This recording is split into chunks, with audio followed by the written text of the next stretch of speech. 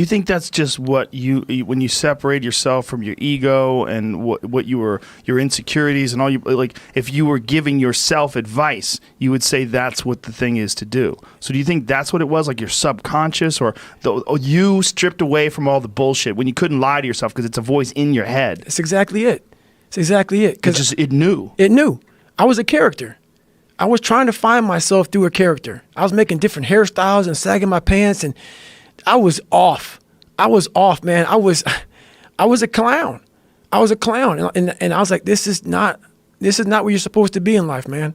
And it's ugly when you look in that dirty mirror, and you're trying to do a new hairstyle to go to school. You know, I had a hairstyle one time where I shaved the top of my head. You know how old men had the hair like leaving their head? Yeah. Yeah. So I went to school with hair on the side of my head and in my back, and I shaved the whole top of my head. I went to school like that, you know. And then I had like. What did the kids say? I don't remember what they said, but I was just a funny dude. You know, so that was my thing.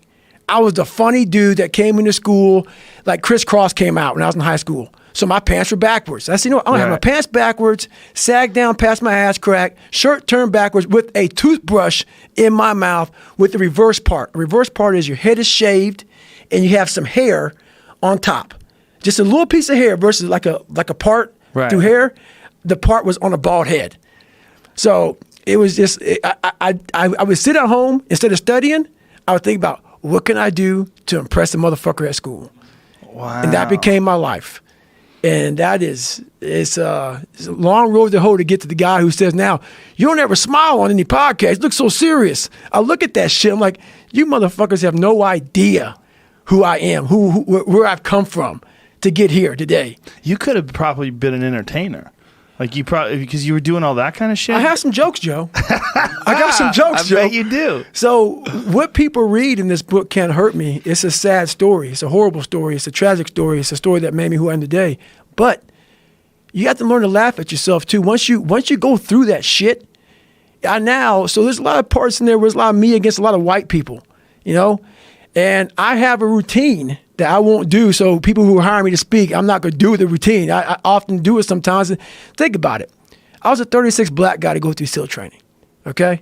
Out of how many people? Out of probably looking at probably 11, 12 to make it through. Probably 13,000 SEALs.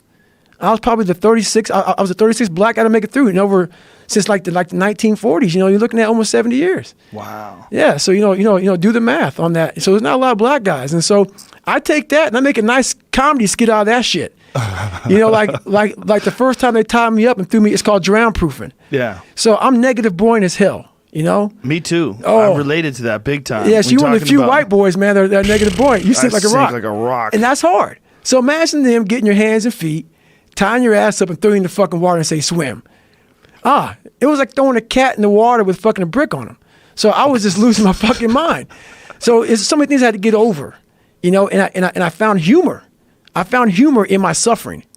I was like, motherfucker, what are you doing out here, Goggins? Like, this is crazy. Like, you're literally trying to reinvent the wheel, but I was trying to reinvent my